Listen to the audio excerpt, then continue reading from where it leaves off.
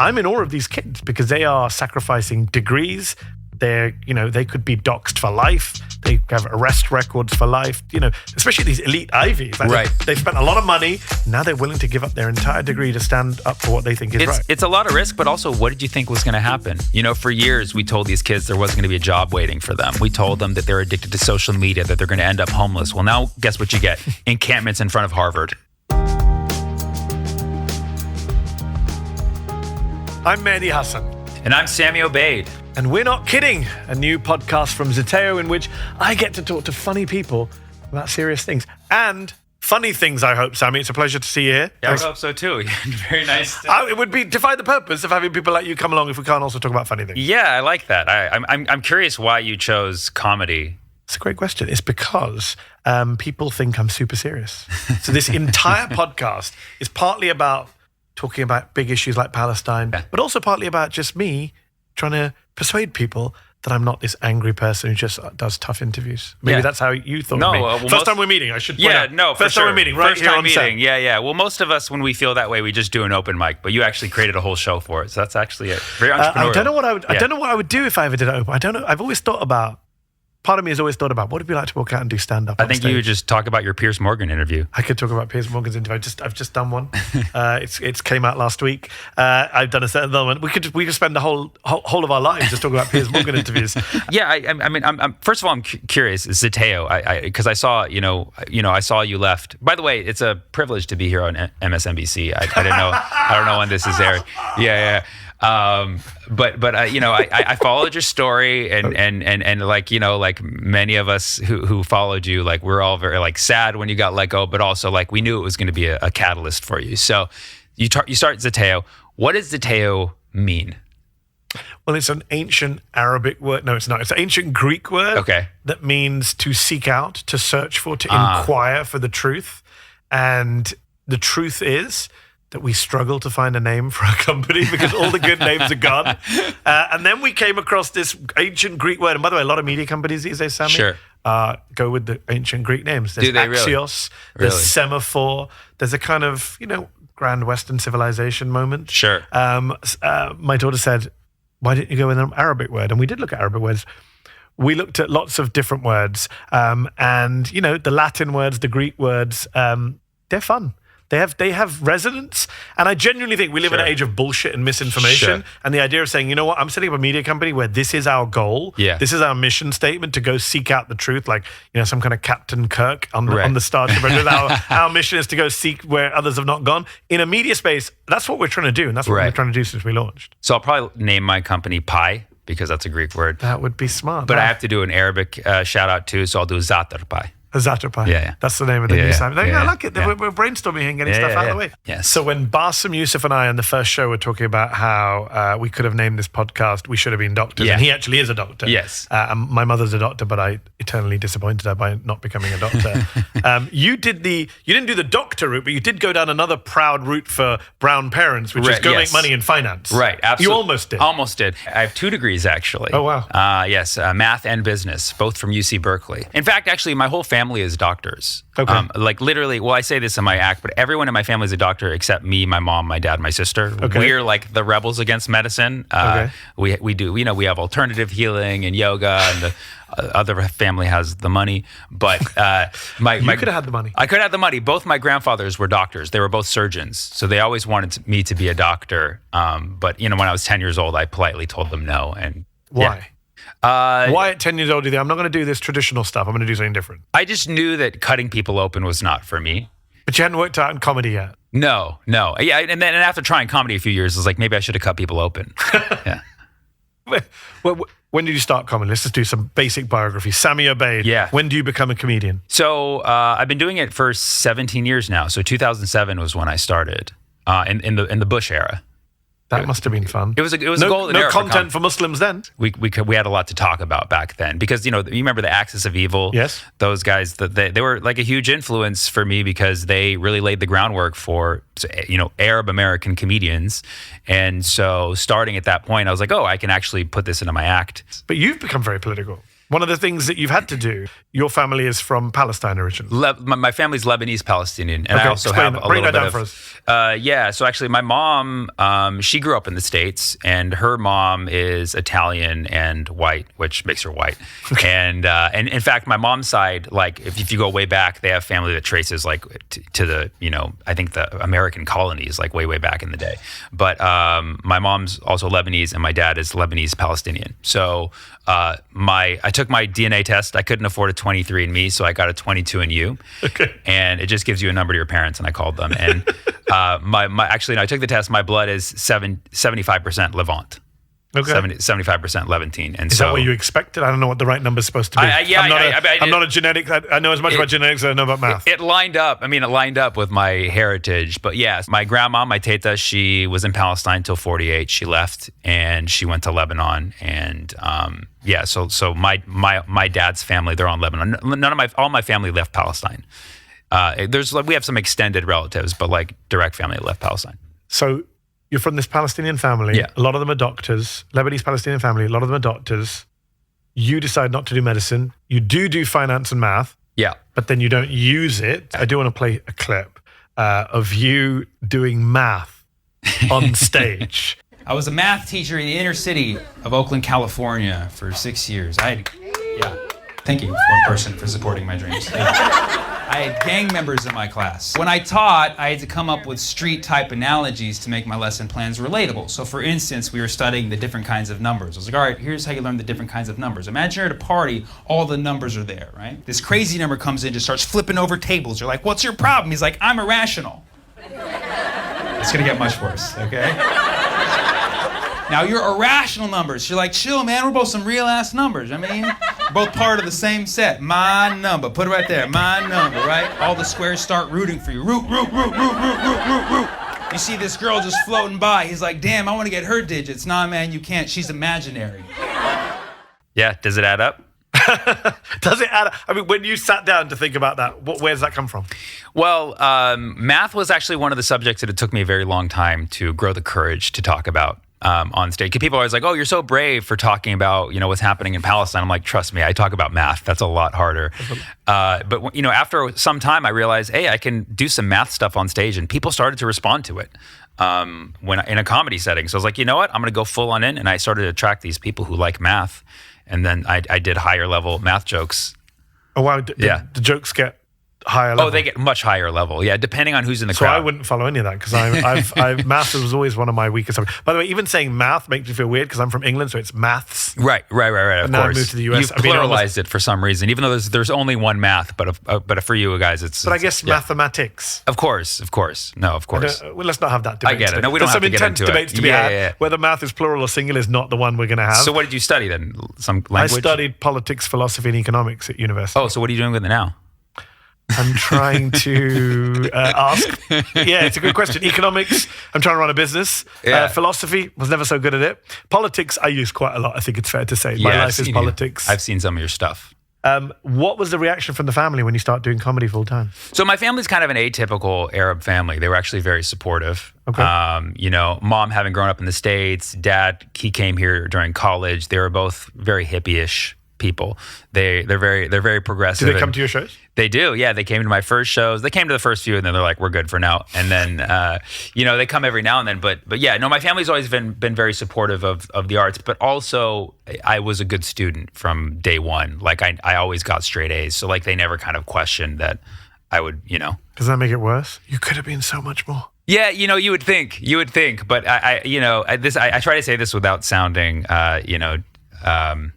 what's that? I'm trying to, I want to say cocky, but basically, like when I was 10 years old, I realized that I was smarter than the rest of my family, and they kind of realized it too, and they kind of let me do whatever I want.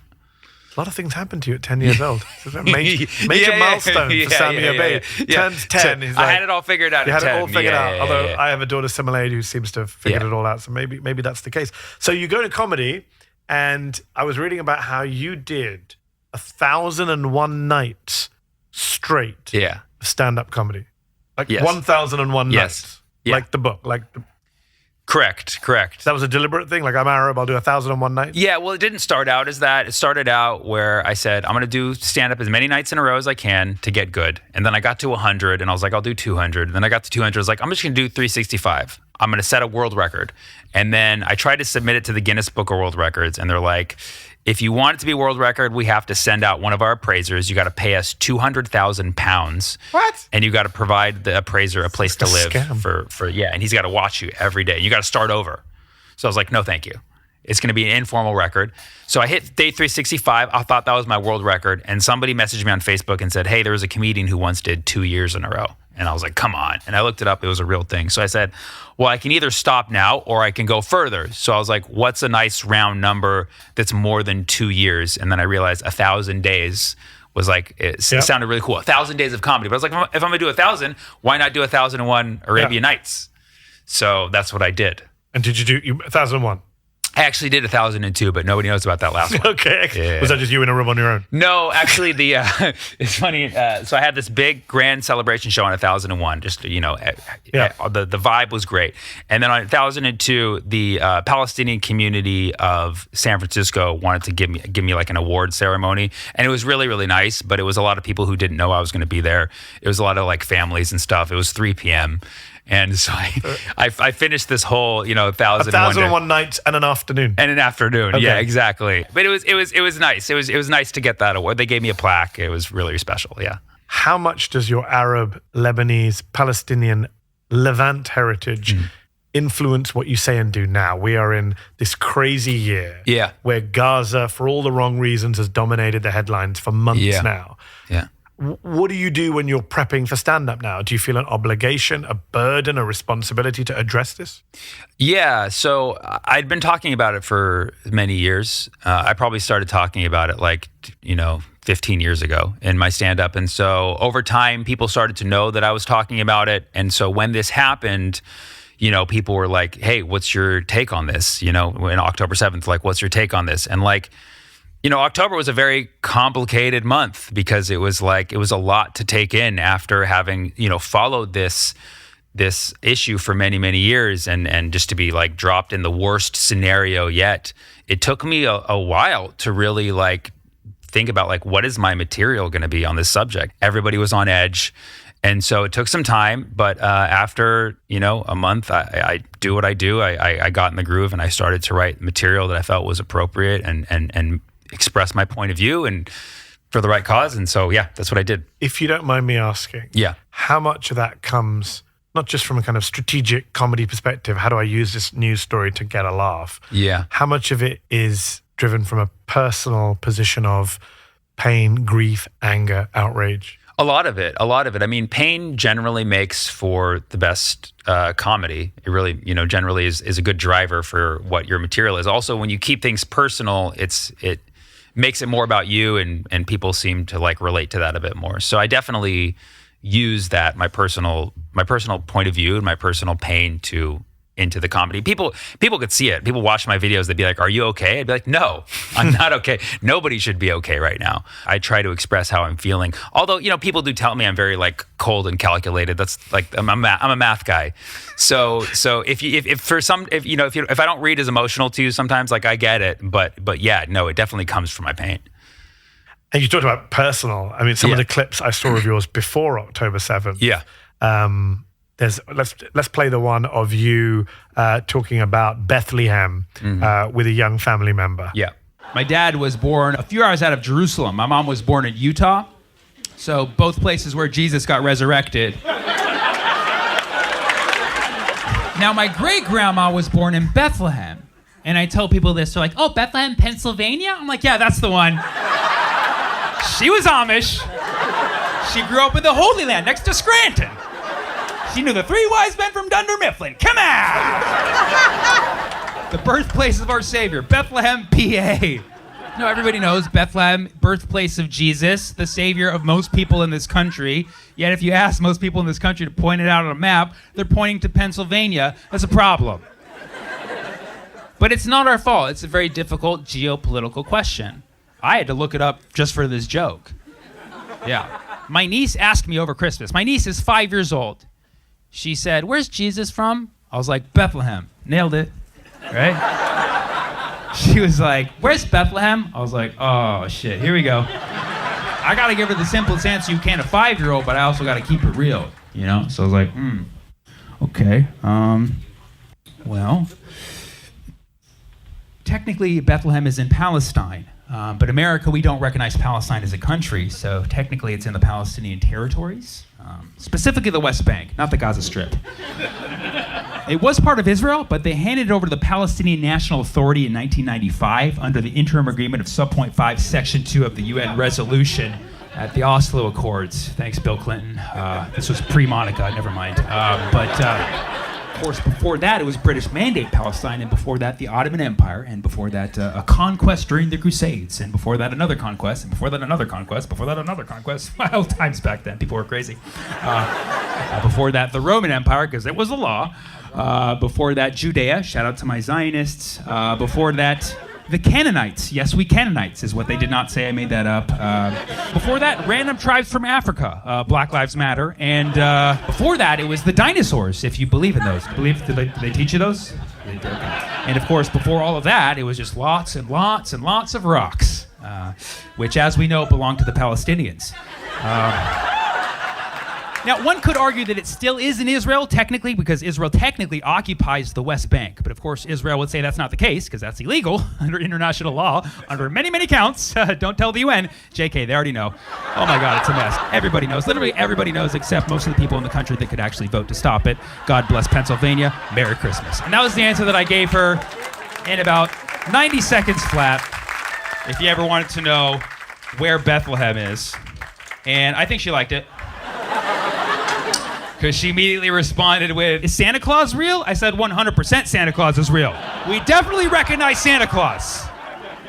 She's like, what are you getting me for Christmas? I said, I gave you the gift of Palestine. What more do you want? Like, people usually pay to see my shows. I gave it to you free of charge. She was like, free Palestine? I was like, exactly. That was all true, by the way. That was all true, though. The entire story. And the history of Bethlehem, yeah. The history of Bethlehem. I mean, that's powerful.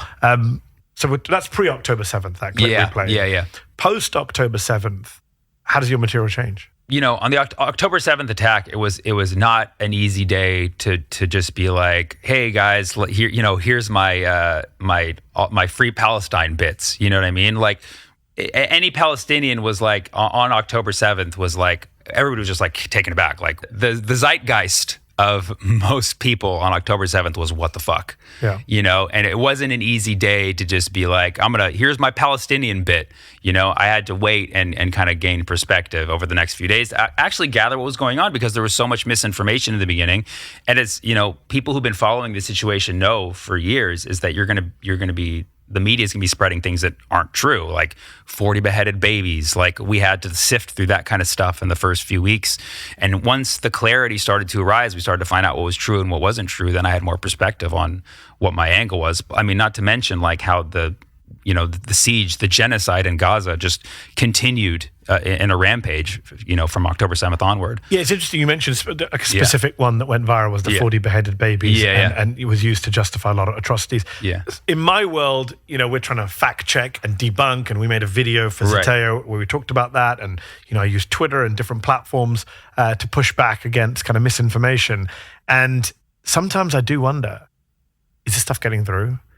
Is what we're saying and doing working? Like, is there so much out there? The kind of being overwhelmed by bullshit, to use a phrase.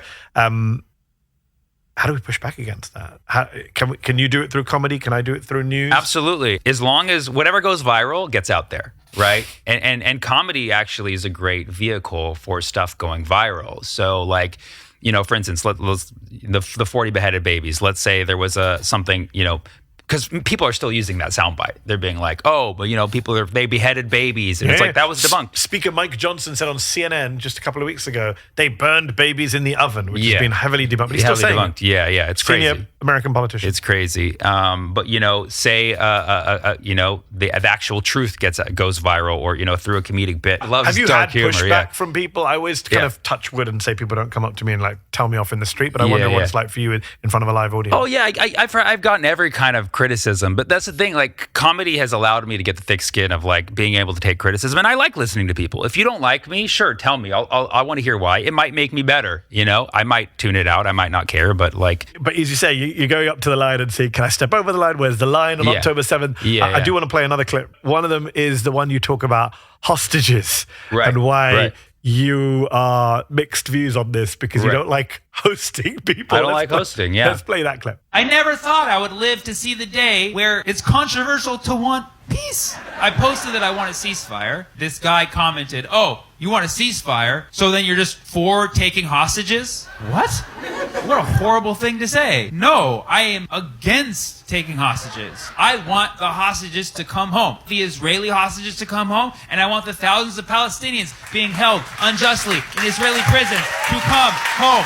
Nobody should be held hostage. I'm anti-hostage.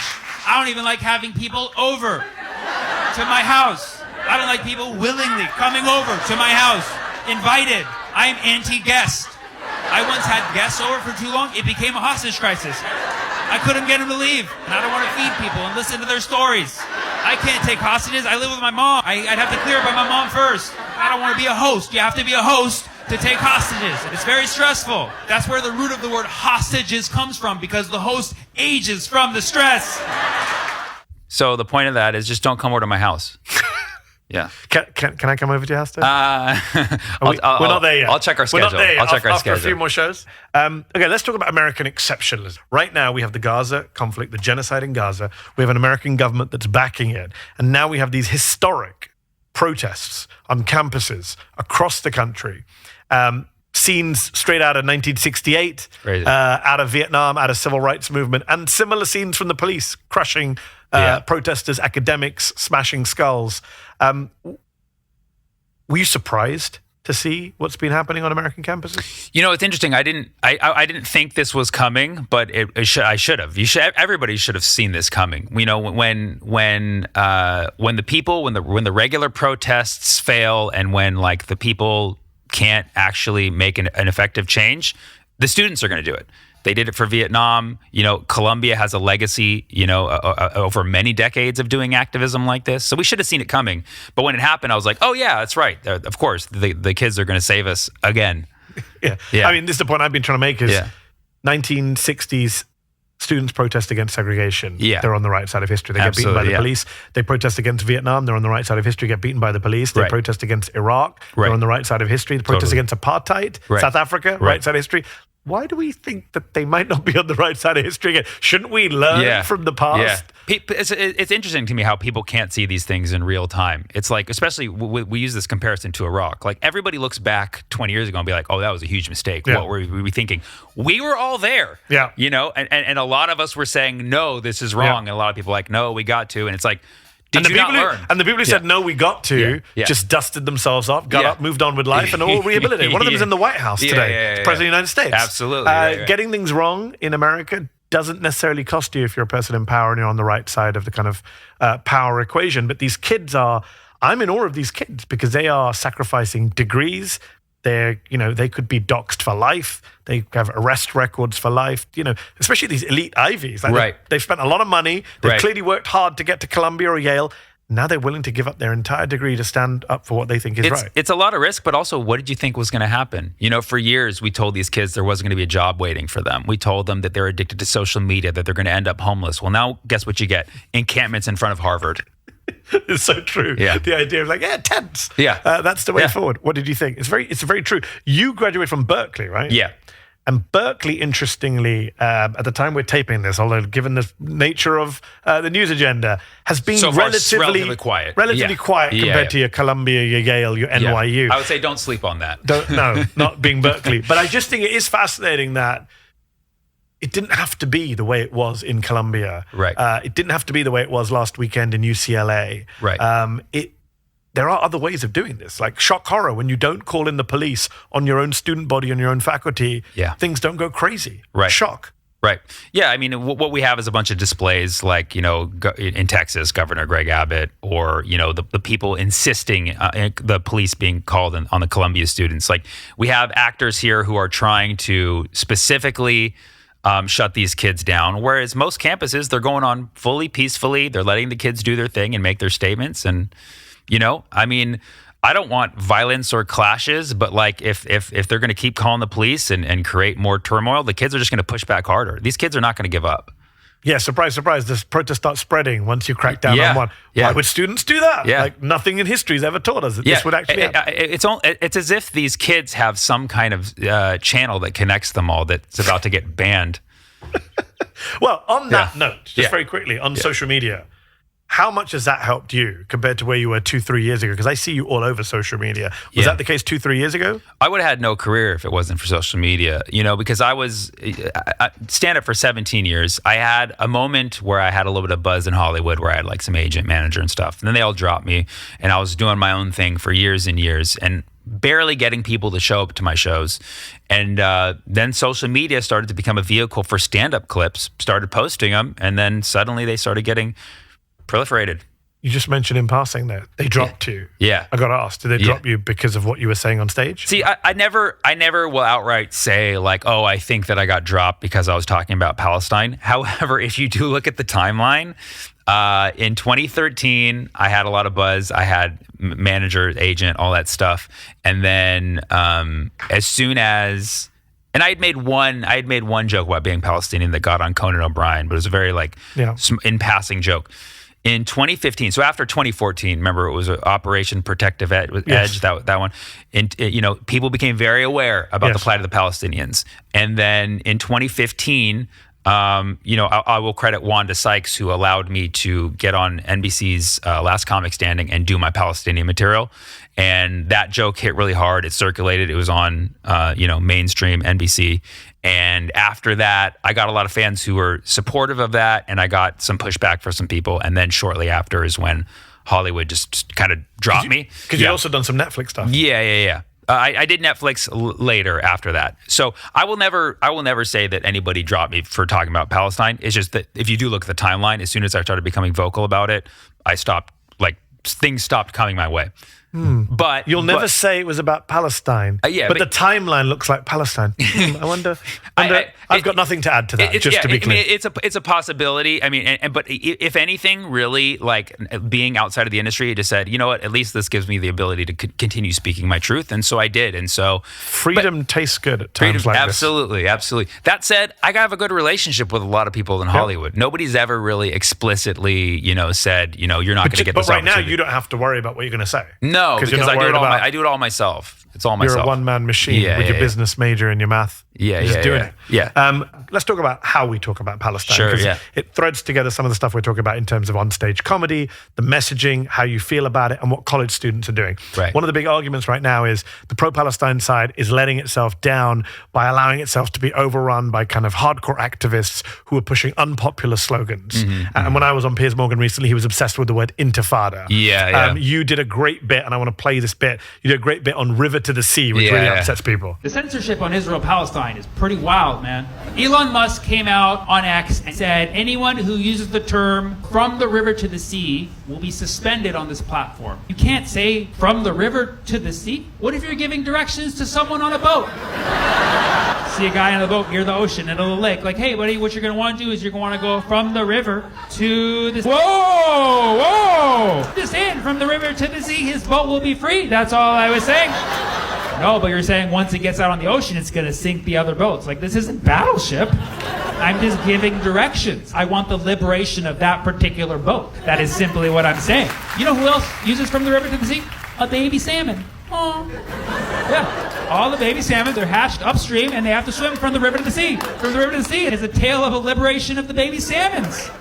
Nobody talks about the salmons anymore. No one talks about the salmon. See, if you just went straight with the salmon, that would just calm everyone down. I think it would. It would just, set the tone. Yeah. But it's an interesting question. Where do you stand on the kind of...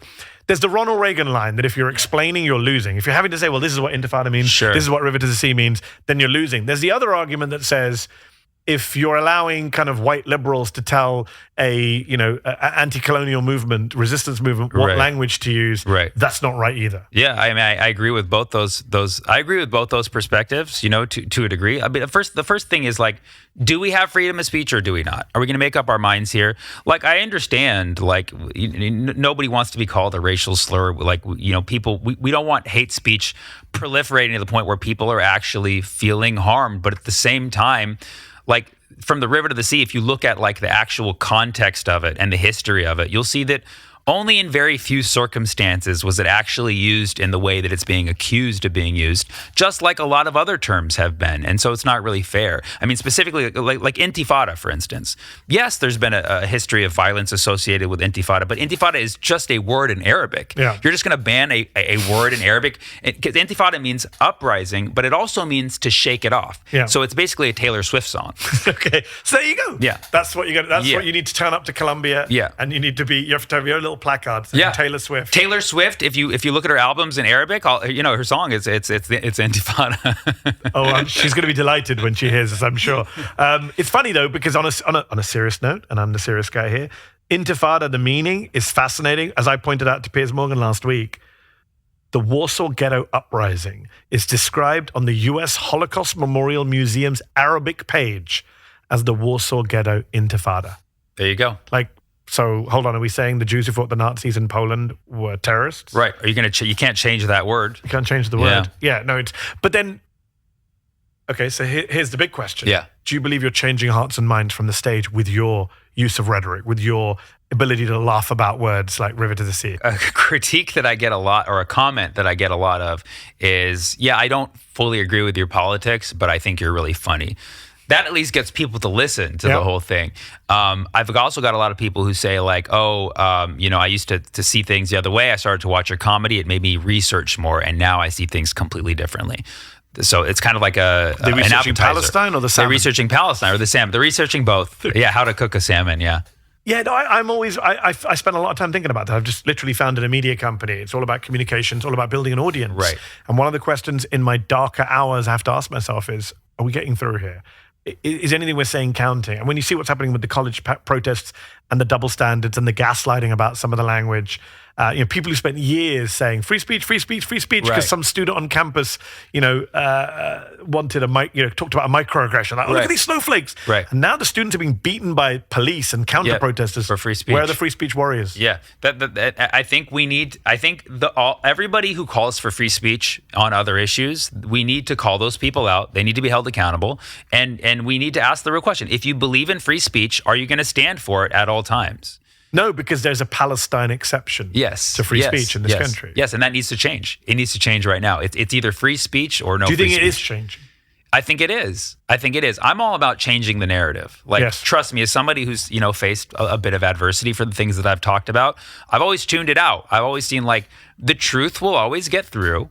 If the truth's on your side, you're going to be fine. And as long as we live in America. Like we're allowed free speech. We're allowed like all of these opportunities. Well, are we? Is the question. Well, I know my rights. Okay. I know my rights, and you can try to push back, but I will tell you that you're wrong, but legally, you know what I'm saying? So knowing that the truth is enough to shine through. And I use humor just as a way to shed even more light and make us laugh at it all. Is there an experience you've had or a story you can tell about where an audience member hasn't just said, okay, I disagree with your politics, but I find you funny. Mm-hmm. Someone who said, or just I've got to go research on google.com. But has actually said, you know what, you've helped change my mind or a family member's mind or a friend's mind. Yeah, I got a text a couple days ago I got a message a couple days ago from a fan who said, my dad, big Zionist, did not, believe in any, Palestinian state or rights for Palestinians. I showed him a clip a while ago, and he started to go down the rabbit hole. And since then, he's totally changed his mind in the last few months. And he actually bought tickets to your show. Oh, wow. Yeah. You're going to meet this person? Yeah, I guess we'll see. We'll see. But no pressure when you perform that. But either way, it's like, listen, man, the transformation has to happen somewhere. You know, and so it's just nice. That wasn't the only. I've gotten other messages that are a lot like that, and I'm like, welcome. Just come listen, come laugh, come learn. Well, if you do want to come listen, laugh, and learn, it's a great moment for me to plug your tour. Yeah. Sammy is currently on tour. It's going to be in San Jose, May 19th, San Francisco, May 21st, Las Vegas, May 27th. Other dates are on sammyko.com. Check him out. He's all over the place. He's not doing 1,001 nights again, but he is doing a pretty intense tour. And we appreciate you taking time out in between stand-up shows to come here. Yeah, I actually have a show tonight. I hope you make it back. I flew out here to do the show. American domestic air travel means you're guaranteed to make it on time. Yeah. There's no issues at all. I've lived here for 9 years. I don't think I've ever done a domestic journey back and forth which didn't involve on some part of the leg some kind of delay. Yeah, not that sure. I'm trying to jinx for you sure. tonight. No, for sure. But it is a nightmare. Sammy, we appreciate you taking time out for us. We appreciate all of you tuning in for this podcast. I'm Mehdi Hasan. And I'm Sammy Obeid. And we're not kidding. We're not kidding at all. We had a lot to say. Bassem Youssef will be back for the next show in a couple of weeks. Please do like the podcast, subscribe, all the usual stuff. It's a new show. We need your support. Go put comments, share it with your friends and family, and do subscribe to Zeteo at zeteo.com. We do need your support to help change the narrative. That's what we're all about as well. And that's what you're about too. And that's what I respect a lot about you, man. Well, let's do it together. Yeah, you with a smile and me with my resting angry Muslim face. Good cop, bad cop. Sammy, thank you so much. Of course, my pleasure.